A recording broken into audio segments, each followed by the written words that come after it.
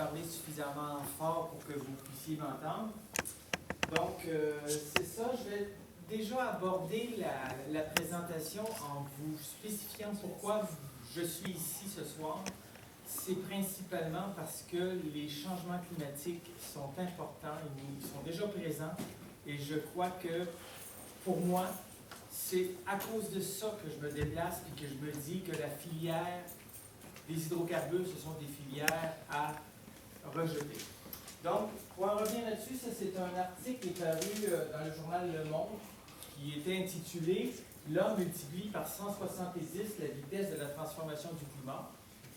Et c'est tiré d'un article scientifique que je vous présente ici où les auteurs relèvent le fait que si l'être humain n'était pas sur Terre, que la Terre se refroidirait de 0,01 degré par siècle. Donc, très, très faible refroidissement. Mais à cause de nos activités, évidemment, on est dans une situation où la Terre se réchauffe très rapidement. Donc, là où on avait deux états, excusez-moi, on a un état ici où on avait des périodes froides, des périodes chaudes.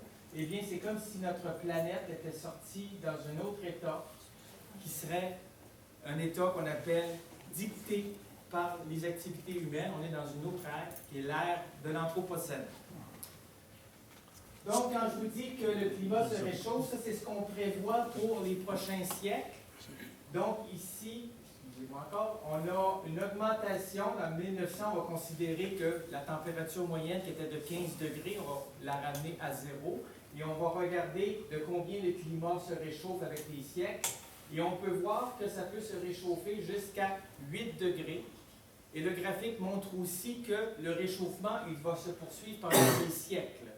Et non pas jusqu'en 2100. En 2100, la Terre continue de tourner et nous aussi, là, nos sociétés vont continuer à évoluer. Mais il faut se rendre compte que ce réchauffement-là, ça s'effectue sur des siècles. Et il faut aussi noter que le réchauffement, il s'accélère. Là, ici, on a une courbe où c'est la vitesse de réchauffement planétaire qui est indiquée. On peut voir que d'environ 0, ça augmente à 0,2 degrés par décennie, etc., jusqu'à 0,4 degrés par décennie. Donc, on est comme dans une phase d'accélération du réchauffement. Et si on recule dans les climats du passé, on n'a pas d'équivalent.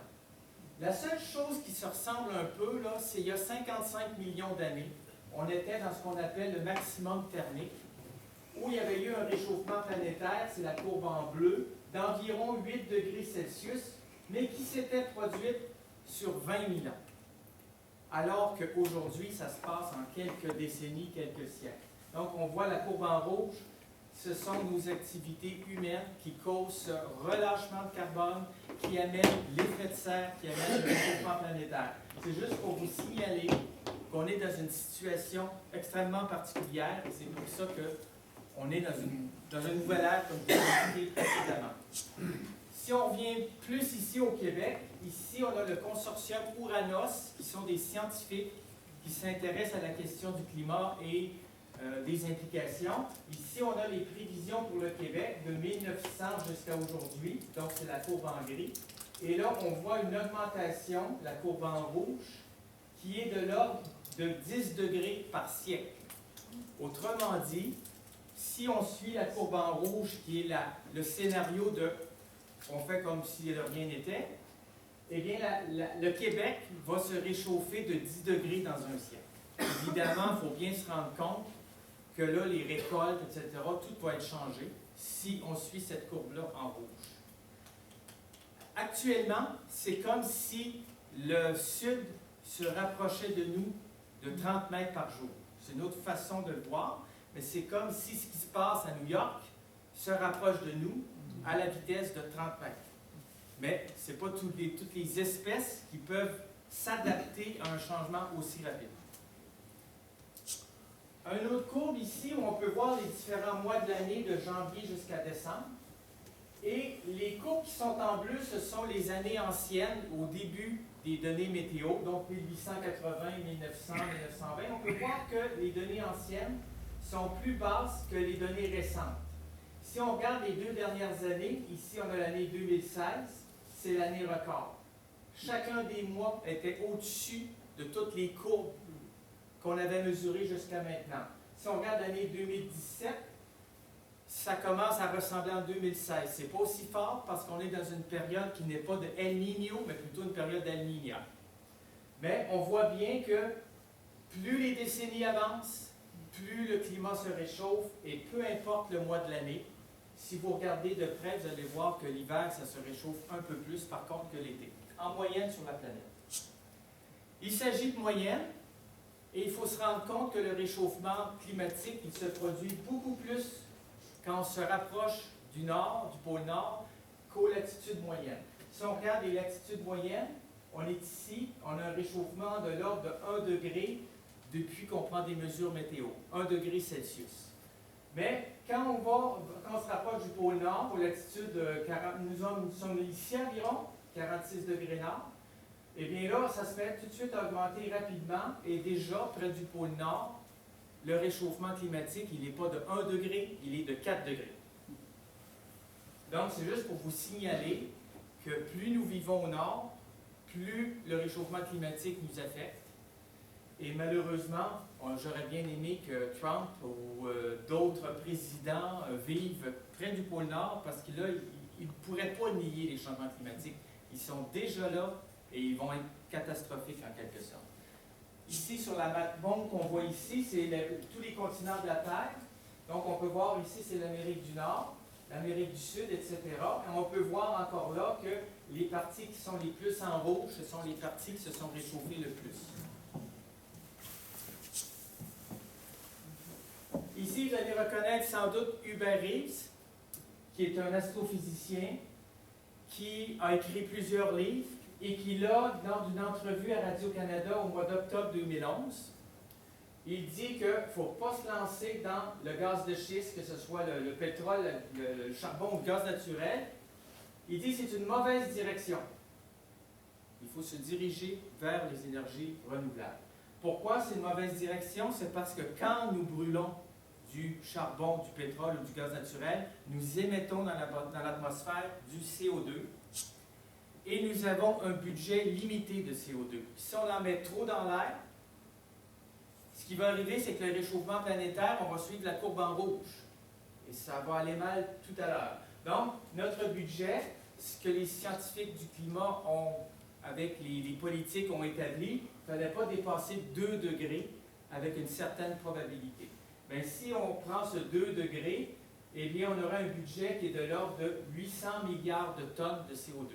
Ça veut dire que c'est des grands chiffres, mais il faut imaginer qu'ici au Québec, chaque personne émet 10 tonnes environ par année. Donc, ça ne fait pas tant de tonnes que ça à l'échelle de la planète. D'ailleurs, sur la courbe ici, on peut voir ici tout ce qui est produit par le charbon, par le pétrole et le gaz. On peut voir qu'on a atteint une production de CO2 qui est de l'ordre de 40 milliards de tonnes par année. 41 en 2015. 41 milliards de tonnes par année. Comme notre budget est de 800 milliards de tonnes, eh bien, il nous reste 19 ans. Au même rythme, évidemment. Si on accélère, il va nous rester moins de temps. Donc, si les choses étaient dans l'état, puis qu'il y aurait quelqu'un qui pourrait éteindre, si on peut dire, nos émissions, eh bien, en 2036, on éteint tout, parce que sinon, le climat risque de déraper. C'est ce que je vais vous signaler sur ce graphique-là. Ce que je veux vous représenter, c'est que plus on attend avant de couper nos émissions, avant de les réduire, plus vite on va devoir les réduire. Dans le petit tableau ici en haut, ça c'était l'article de 2013, il démontrait que si on attendait jusqu'en 2020, il fallait les réduire de 6 % par année. En 2016, c'est 10 % par année, et au moment où on se parle, c'est probablement quelque chose comme 11 % par année. Réduire nos émissions de 11 % par année. Quand on sait que l'économie est liée pour beaucoup à nos émissions de carbone et puis au pétrole, etc., on carbure vraiment, notre économie carbure au pétrole, eh bien, il faut se rendre compte que nos économies risquent d'écoper drôlement. si on tarde trop. Il faut que les choses se fassent en douceur. Maintenant, je vais vous parler du gaz de schiste. Vous êtes venus pour ça. Dans la troisième partie, je vais vous parler de l'état d'exploration ici, puis de ce qui se passe vraiment à Sainte-Cécile. Et dans la dernière partie, les dernières 5 minutes, je vais vous parler de pistes de solutions. Pourquoi le gaz de schiste? Eh bien là, je vous ramène à 2010. Vous allez reconnaître la ministre de l'Énergie de l'époque, Nathalie Normando, qui disait qu'il fallait se lancer dans l'aventure du gaz de schiste pour faire du cash. Et pourquoi faire du cash? Pour préserver nos systèmes de santé et d'éducation. Quelques semaines plus tard, le 8 décembre, on voit le premier ministre Charest qui s'est déplacé à l'émission Tout le monde en parle, parce que là, tout le monde parlait du gaz de schiste, il commençait à avoir de la mobilisation. Puis lui, il est venu faire un petit peu la promotion du gaz de schiste et puis surtout se montrer rassurant. Donc, à 3 minutes 40 de son exposé, de son entretien, il dit « On va faire une loi avec les standards les plus élevés au monde. » La loi, on va en parler plus tard, M. Langelier surtout. Donc, il s'agit de la loi sur les hydrocarbures.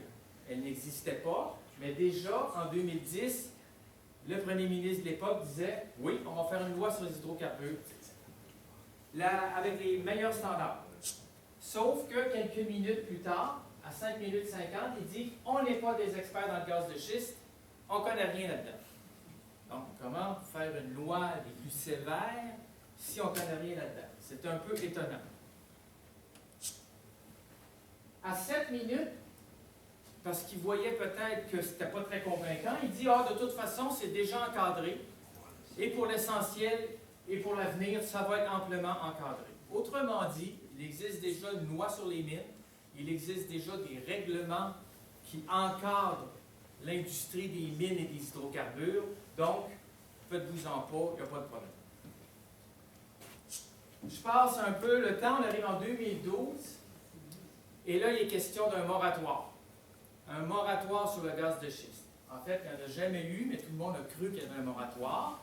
Et ici, c'est le président de Tester, Benyon, qui est aussi président de l'Association des pétrolières et gazières du Québec, qui dit qu'on a déjà un moratoire, alors ça n'a pas d'impact sur notre plan d'affaires, on continue comme si de rien n'était. Parce que là, on se retrouve en 2012, c'était l'avènement du gouvernement Marois. En 2014, il y avait eu un rapport du BAP, un deuxième BAP sur la question du gaz de schiste, et dans le rapport, qui est ici à l'avant, de 546 pages, il disait qu'il n'est pas démontré que l'exploration et l'exploitation du gaz de schiste dans les basses terres du Saint-Laurent, avec la fracturation hydraulique, que ce soit avantageux pour le Québec. Ils ont fait une analyse, on peut dire, ce que ça nous apporte et ce que ça nous amène comme inconvénient. Et la conclusion de l'étude, c'était que c'est vraiment pas, c'est pas intéressant. Donc, le lendemain, le 17 décembre, on voit ici Philippe Couillard, parce que là, on était dans le gouvernement Couillard. Il dit « Il n'y aura pas d'exploitation du gaz de schiste au Québec. » Là, vous reconnaissez Céline Galipeau.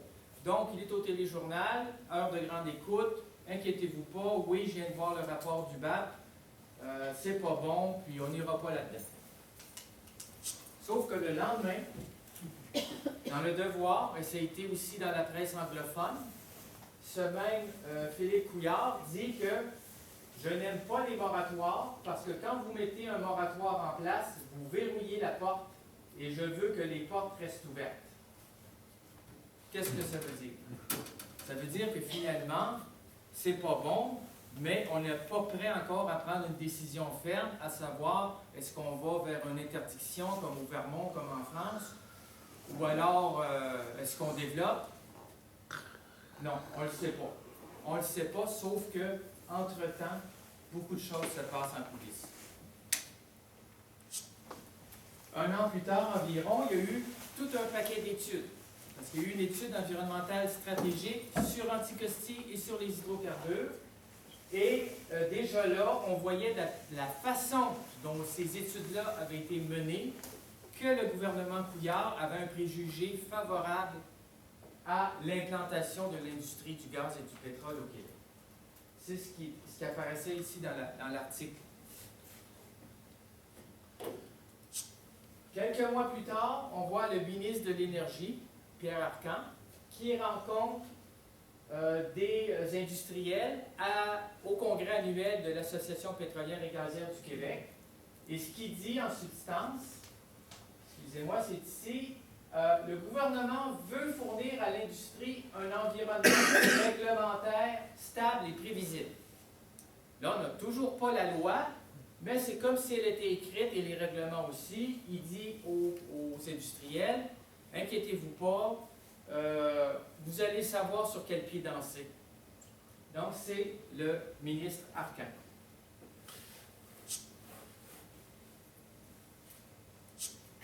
Là, je vais vous reculer un petit peu plus en arrière en vous parlant des permis d'exploration. Parce que pour qu'il y ait des forages, pour qu'il y ait de la fracturation, il faut que les compagnies aient des permis. S'ils n'ont pas de permis d'exploration, il n'y a rien qui peut se passer.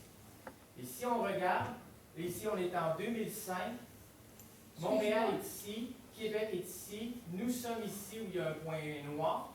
C'est la compagnie Questerre. C'est qui les donne, ces permis-là?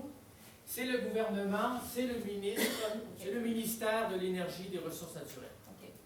Donc, le ministère octroie des licences à des titulaires qui sont les compagnies. Donc, la couleur qui est là, qui est marron, c'est la compagnie Questerre Énergie, dont le président est Michael Bennett. Donc, on est en 2005. C'est une compagnie albertaine qui vaut environ 250 millions de dollars. En 2009, que disait Questerre? Elle disait qu'au Québec, ça va bien. Je vais vous le dire en français. On a des lois fiscales qui sont avantageuses. On a une bonne position sur le terrain. On a, pendant des décennies, fait des forages. On sait où est-ce qu'on s'en va au Québec.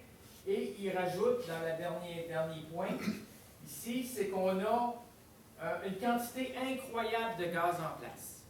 Et il présente sur les petits schémas à côté du shale de Lorraine et du shale du Tika avec des fractures. Et il prend la peine de bien montrer les fractures, comme quoi ce sous-sol-là est déjà en partie fracturé. Donc, c'est plus facile pour l'industrie de procéder.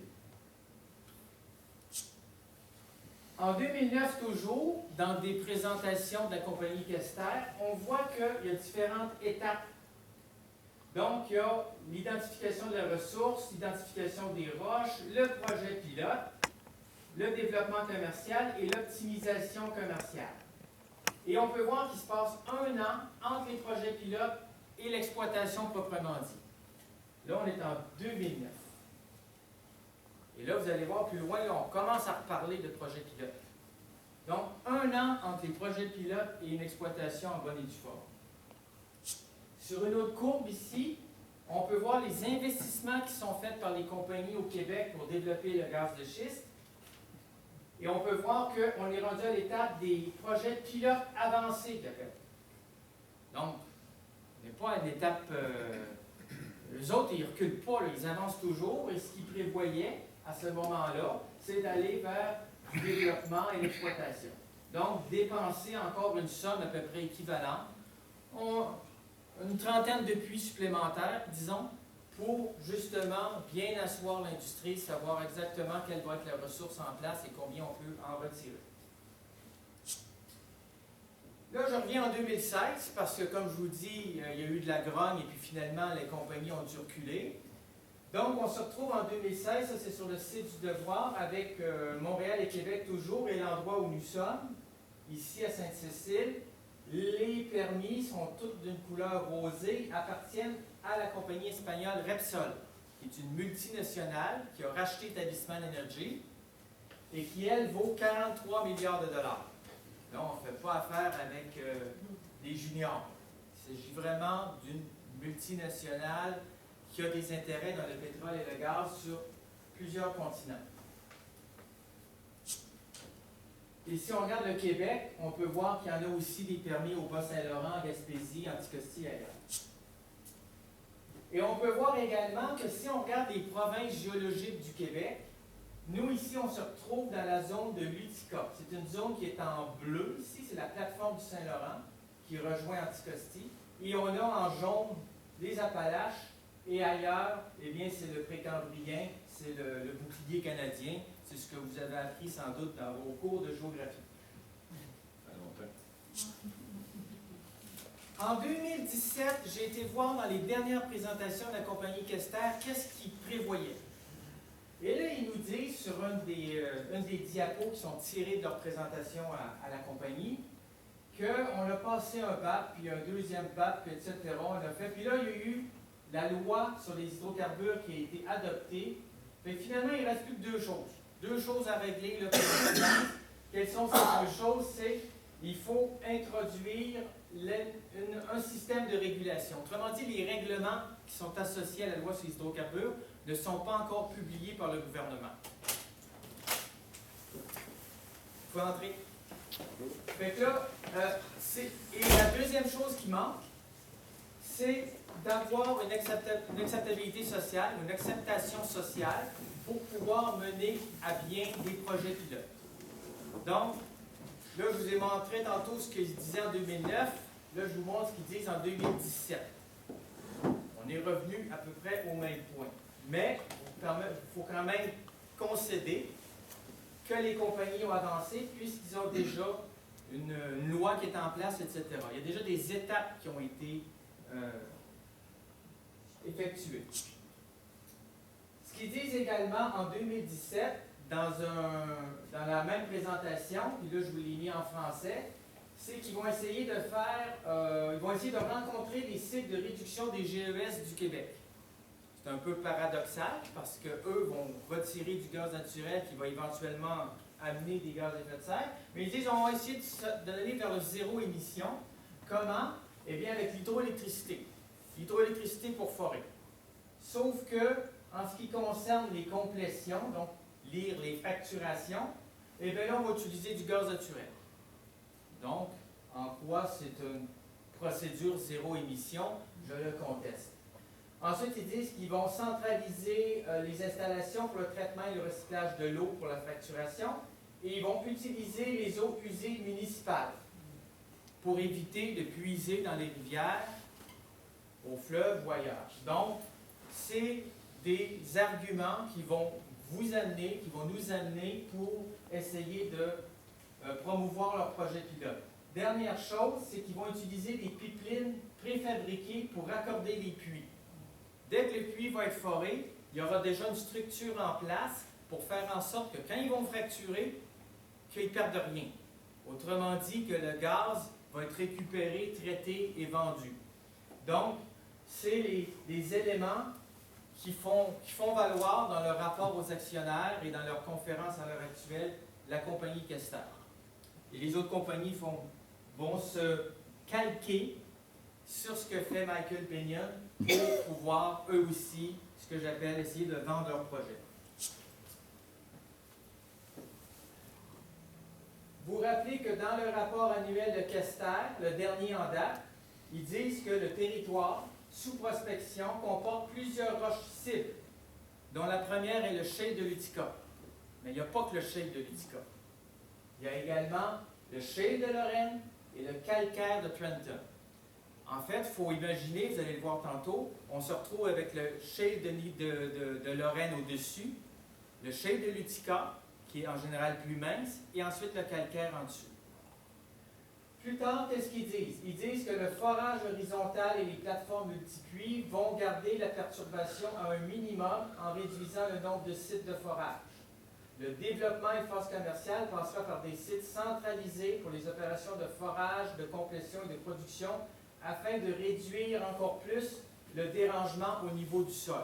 Ils essaient de diminuer l'empreinte en surface, si on peut dire.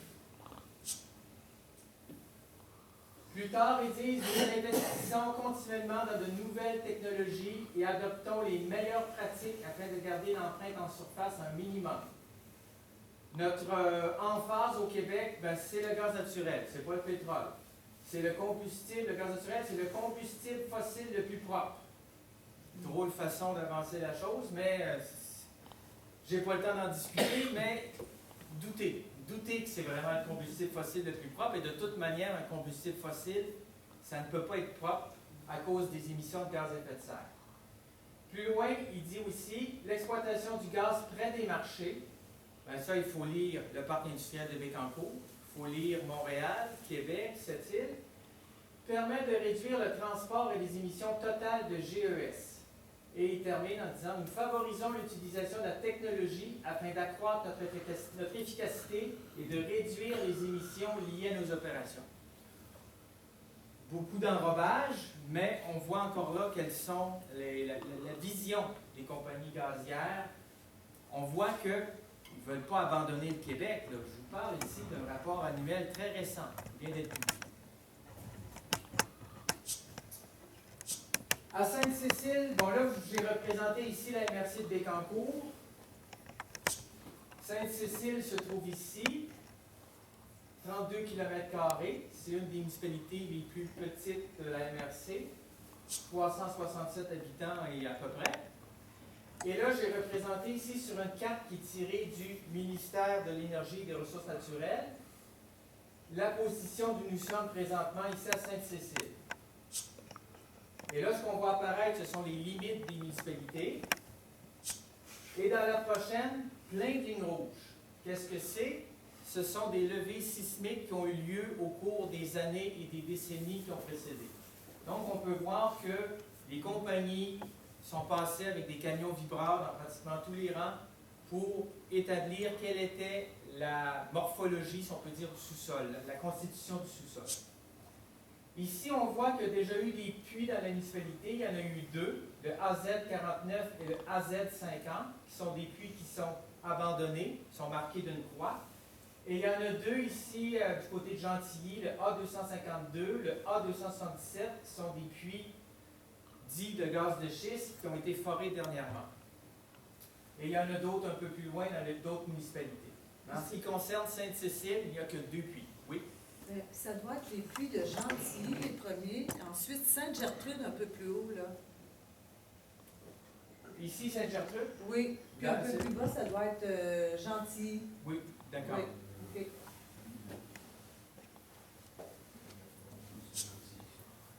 Si on regarde dans quelle zone géologique on se situe dans la plateforme des Basses-Terres du Saint-Laurent. Les Appalaches sont plus du côté de Villeroy.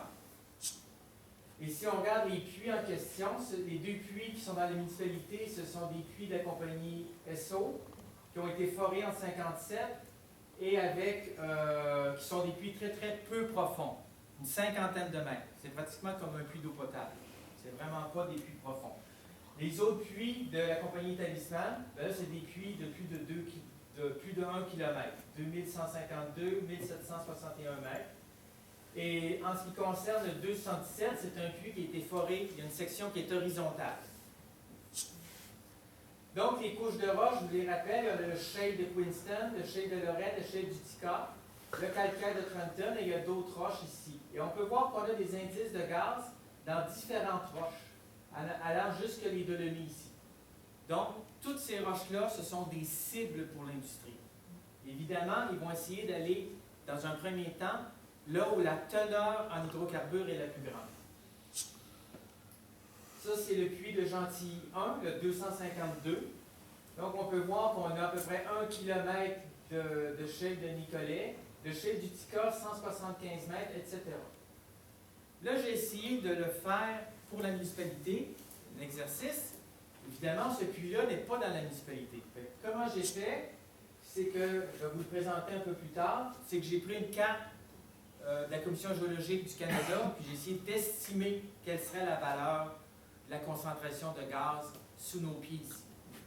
Mais avant, juste vous signaler que toute la municipalité est sous un permis, c'est les grandes lignes noires, là.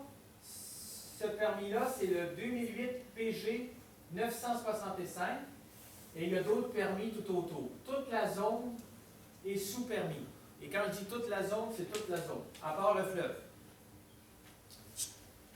Donc, les compagnies, en ce qui concerne Sainte-Cécile, le PG 965, c'est un permis qui a été accordé par le ministère en 2008 Et le répondant, le titulaire est la compagnie Repsol et c'est un permis de 204 km². Donc évidemment, ça englobe Sainte-Cécile et d'autres municipalités à côté, limitrophes. Donc les autres permis, je vais passer vite dessus. Juste vous signaler. Et là, je vais vous apprendre quelque chose. Parce qu'il ne faut pas compter non plus sur le gouvernement pour nous en apprendre trop.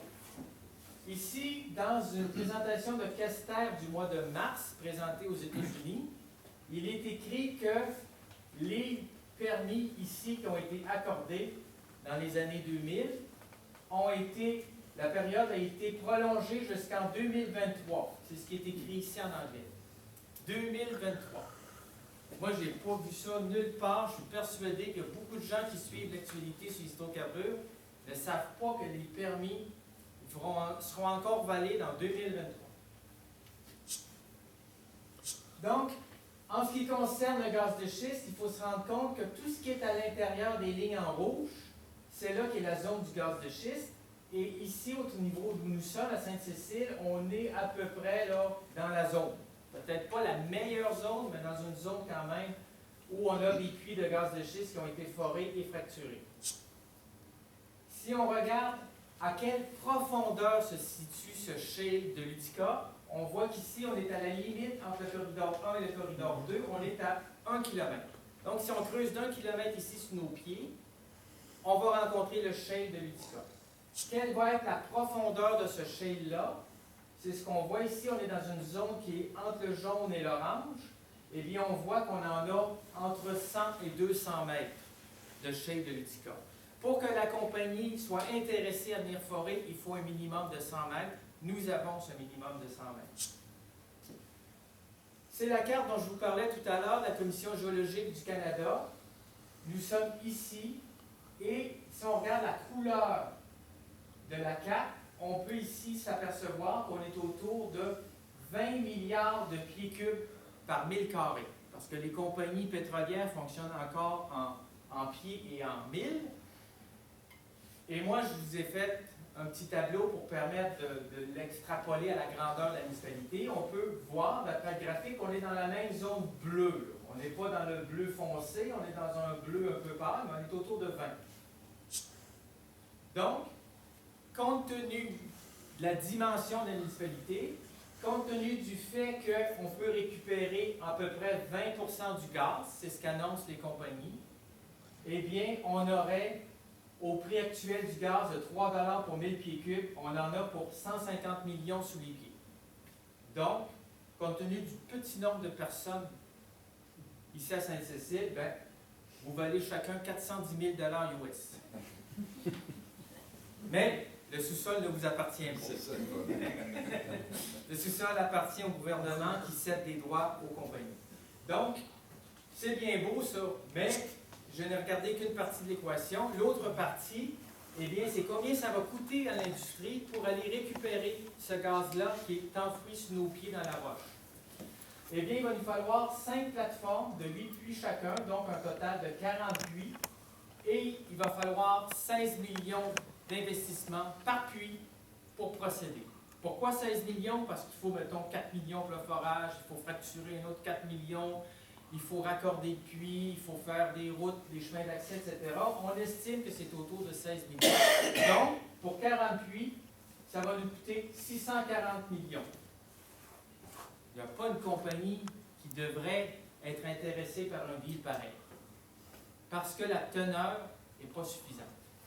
À moins que, comme je dis, à moins que le prix du gaz remonte. Pourquoi les compagnies ont lâché le morceau en 2010 et en 2011? Je vais vous le présenter tantôt. C'est parce que le prix du gaz était trop faible. S'il atteignait 12 $ le millier de pieds cubes, là, les compagnies reviendraient, puis là, ça serait rentable de venir forer. Et si on voit ici le graphique, on peut voir que pendant les années 2004-2008, on a dépassé les 10-12 $ le millier de pieds cubes. Donc, pendant ces mois-là, oui, c'était rentable de venir ici. Mais, à l'heure actuelle, c'est autour de 3 $ le millier de pieds cubes. C'est vraiment pas intéressant. Vaut mieux pour les entreprises d'aller là où il y en a plus, comme à Leclercville.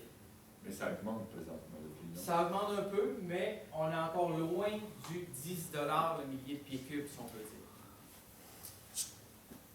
Ça, ici, on a un graphique qui démontre justement la structure de coût pour les compagnies gazières et pétrolières. Puis on regarde les compagnies gazières parce qu'il s'agit du prix du gaz. Puis là, on peut voir qu'à certaines périodes, comme en 2005-2006, le prix du gaz était élevé. Donc, ils avaient un retour sur investissement, alors qu'à d'autres périodes comme aujourd'hui, ça leur coûte de forer. Le prix du gaz détermine le nombre de foreuses qui est sur le territoire et le prix du gaz sur les marchés détermine également les profits et les revenus des entreprises. C'est ce que le graphique démontre. Mais je passe vite pour aller un peu plus loin, juste pour vous signaler que si la situation n'est pas trop intéressante pour les compagnies gazières pour le gaz, vous êtes quand même très près de zones intéressantes. Donc, si par exemple ça démarre à Manceau ou à Villeroy ou à Leclercville, vous allez en voir passer des camions quand même. Beaucoup de camions. En ce qui concerne les mines, je vais aller vite, juste vous signaler qu'il y a des failles, des plis géologiques pas très loin de chez vous. Vous êtes dans une zone à haut risque sismique, vous êtes dans une zone à risque importante. Et vous avez le noyau du village, le périmètre urbanisé où nous sommes, qui est ici entouré en vert. Ça, c'est une zone qui est exclue du domaine minier. Les compagnies minières ne peuvent pas venir forer ici. Ils peuvent venir forer à côté, mais ici, ils ne peuvent pas nous sommes. On peut voir, si on va un peu plus loin, qu'il y a des lignes hydroélectriques qui ne peuvent pas être du domaine minier. On a des tourbières qui peuvent l'être, par contre. Et on a certaines zones ici où il y a des demandes pour avoir des titres miniers. C'est juste pour vous signaler qu'à Sainte-Cécile, c'est tranquille au niveau minier. Et ce qu'il faut noter aussi, c'est qu'à Sainte-Cécile, il y a une partie du territoire où les compagnies minières ne peuvent pas venir. C'est officiel depuis peu, mais c'est le cas à cause de la réforme de la loi des mines. Par contre, en ce qui concerne les hydrocarbures, étant donné qu'il y a déjà des permis en place, vous ne pouvez pas soustraire 1 mètre carré de votre territoire. Parce qu'il y a déjà des permis qui ont été accordés à l'entreprise, à la compagnie Repsol en l'occurrence. En ce qui concerne les puits d'eau, la situation de votre eau potable, signalez que vous êtes dans le bassin versant des Orignaux, que vous êtes dans une zone où vous êtes un peu plus près du fleuve, donc l'indice de vulnérabilité de vos eaux, de vos nappes d'eau est moyenne. Elle n'est pas aussi élevée qu'en se déplaçant vers Villeroy, elle n'est pas aussi faible qu'en allant près du fleuve, mais elle est quand même moyenne. Et il faut noter aussi que si on représente encore là là où nous sommes, il y a des puits d'eau potable dans certains rangs. Il y en a une petite quantité de puits. Dans certaines municipalités, il y en a des centaines. Ici, il y en aurait 8 qui sont répertoriés. Peut-être qu'il y en a un peu plus. L'eau potable que vous prélevez, à 100%, c'est de l'eau de surface. Et vous en prélevez beaucoup moins que les autres municipalités. Je ne sais pas si c'est juste une question de nombre, il faudrait vérifier, mais peu importe. Je vous signale que sur les 75 milliers de mètres cubes par année que vous prélevez, tout est prélevé en surface, probablement d'un lac ou d'une rivière. Vous signalez aussi que vous avez un réseau de distribution, l'aqueduc, qui dessert 414 habitants. Donc, je présume que tous les habitants ou presque de la municipalité sont desservis par le réseau et peut-être qu'il y a d'autres municipalités qui sont desservies par votre propre réseau de distribution. C'est ce que je peux en dire. Maintenant, l'eau et les hydrocarbures, ça ne se mélange pas en règle générale. Il faut des distances de protection. Et si on regarde la protection verticale, c'est-à-dire à quelle distance on peut forer en dessous, on l'a établi à 400 mètres. Ça, c'est en 2014, le ministre de l'Environnement de la Baie d'Ortel a dit qu'il fallait un minimum de 400 mètres entre le puits à l'horizontale et les nappes d'eau en surface. Et si on regarde différents schémas, où on voit ici justement le puits vertical, la zone horizontale, souvent on vous présente ça comme étant des kilomètres de profondeur. Pour la protection horizontale, la distance entre le puits d'eau et le puits d'hydrocarbures, c'est 100 mètres des maisons. Ça, c'était le règlement qui était le règlement d'enseignement des mines. Et en ce qui concerne un puits d'eau, ben, c'est 500 mètres d'un site de prélèvement d'eau effectué à des fins de consommation humaine ou de transformation alimentaire. Donc, ça ne comprend pas les puits pour alimenter le bétail. Donc là, il n'y a pas de limites qui sont proposées par le gouvernement. Donc, si on représente de nouveau les puits d'eau potable, c'est juste un exercice que je vous présente. La réalité est peut-être différente, mais juste pour vous signaler que le 500 mètres, qu'est-ce que ça représente? Ici, je vous ai tracé des cercles de 500 mètres. Dans ces zones-là, une compagnie gazière ne peut pas venir forer à cause du règlement de protection de l'eau potable, le règlement d'RTL. Mais comme les plateformes de forage sont toutes petites, de l'ordre de 1 hectare, 100 mètres par 100 mètres, on peut en placer un peu partout là. Ici, j'en ai placé 5. Je vous ai dit tout à l'heure qu'il suffisait de 5 plateformes pour drainer votre municipalité. Eh bien, ici, je les ai mis là, en dehors des cercles de protection. Donc, il pourrait y avoir des drains horizontaux qui viendraient vider le sous-sol sur ces superficies-là, qui sont de l'ordre de 5 km². Avec une plateforme de 1 hectare, on peut vider le sous-sol sur 5 km². Évidemment, les drains en sous-sol, la section horizontale peut être dans une direction ou dans un autre. Je vais juste présenter ça pour vous signaler que ça peut être dans cette direction-là. Et ça peut aller en dessous de vos maisons ou en dessous d'où nous sommes présentement. C'est une situation qui est possible selon la réglementation en vigueur. Si on avait un rayon de 1 km de protection, eh bien là, il y aurait des plateformes qui seraient impossibles à forer parce qu'ils seraient trop près du puits d'eau potable. Il y a certaines municipalités qui ont adopté un rayon de protection de 2 km. Bien là, on peut voir que là, il y a une partie substantielle du territoire de la municipalité qui est soustrait à l'appétit, si on peut dire, des gazières et pétrolières. Donc, je passe là-dessus, mais c'est juste pour vous signaler qu'à cause de la manière dont le règlement est écrit, eh bien, c'est la distance entre le puits de gaz et votre puits d'eau qui détermine la distance de séparation de 5 cm.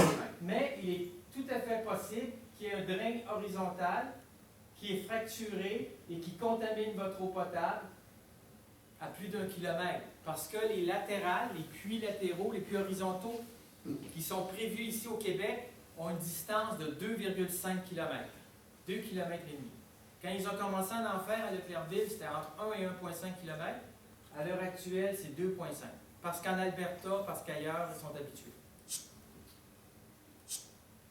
Juste vous signaler que depuis les années 90, on sait que notre sous-sol, ce sont des vieilles roches qui sont déjà fracturées, donc c'est favorable à l'industrie. Malheureusement, en ce qui concerne la protection des nappes phréatiques, c'est un désavantage. C'est facile à fracturer, mais c'est facile aussi de contaminer les nappes d'eau. Ici, j'ai une diapo de Marc Durand qui vous démontre à quoi ça ressemble un puits, mais avec toutes les micro-fractures, etc., qui sont dans le sous-sol. Et ici, c'est le puits qui est fracturé. Et comme on peut voir, c'est possible que lors de la fracturation, qu'il y ait des remontées jusqu'au nappe d'eau ici en surface. Je comprends qu'il y a beaucoup de détails dans la figure, mais M. Durand a voulu ici représenter le fait que ce n'est pas des belles couches de roche bien droites comme dans un gâteau. C'est plus compliqué que ça. Donc, ici, je vous les représente comme les compagnies nous les représentent, des drains horizontaux qui sont fracturés. Et puis, on peut voir que lorsqu'on a un puits conventionnel, on a un volume de roc qui est de l'ordre de 1000 m3. Mais lorsqu'on a un volume fracturé, ça c'est à l'échelle d'une ville, c'est Montréal, eh bien on peut voir que le volume fracturé de roc va être entre 50 000 et 150 000 fois plus grand. En fait, je te dirais plutôt que c'est plus près de 500 000 fois plus parce que les latérales sont maintenant rendues plus grandes. Donc, il peut y avoir aussi des latérales à différentes profondeurs. Admettons une pour le shale de Lorraine et un autre pour le shale de l'Utica. Ça pourrait très bien arriver dans la région ici. Donc, une compagnie va peut-être revenir dans 3-4 ans, la même compagnie qui aura les droits, pour venir fracturer de nouveau, mais à une autre profondeur. Toutes ces plateformes-là vont être reliées par des gazoducs. Comme on le voit ici en Pennsylvanie, on voit qu'ils ont enterré les gazoducs qui relient les différentes plateformes. On peut aussi, je vais vous présenter juste rapidement ce qu'on voit aux États-Unis, ici à Dakota du Nord. C'est qu'on a des plateformes à l'intérieur de quelques années qui se construisent. Et en dessous, on a tout un réseau de puits latéraux qui vont en dessous des lacs, des rivières. Finalement, c'est tout le sous-sol qui devient un peu comme un gruyère. Il n'y a pas de problème pour l'affaissement des sols, sauf que c'est vraiment une façon d'aller exploiter l'ensemble du sous-sol rocheux, dans le sens que, étant donné que le gaz et le pétrole sont poignés dans la roche, il faut faire casser la roche pour l'extraire. Donc, juste vous signaler que les produits chimiques qui sont utilisés sont toxiques. Ici, c'est une certaine quantité, une vingtaine de vaches qui sont mortes 1 heure seulement après avoir ingurgité une quantité d'eau qui avait été répandue dans un champ parce qu'il y avait une vanne qui était restée ouverte. Le Québec a déjà fait sa part. Ça ici, c'est à Gentilly 1. Ça, c'est à Saint-David d'Ayamaska, compagnie Talisman. Ici, c'est à Saint-Édouard-de-la-Binière. On voit ici le puits qui est fracturé, on a les camions-pompes, on a les produits chimiques ici. Et puis là, on voit les différents bassins. Ça, c'est le bassin d'eau propre, le bassin d'eau qui revient du puits. On a déjà des puits dans la région. La plupart, une forte proportion fuit, de l'ordre de 1/3. Des puits qui ont des fuites, on le voit ici, il y a il y a moyen d'avoir, ici on le voit qu'à la sortie de l'évent, le sac se gonfle rapidement, puis on voit qu'on a des flammes un peu partout, en dehors de l'enveloppe du puits.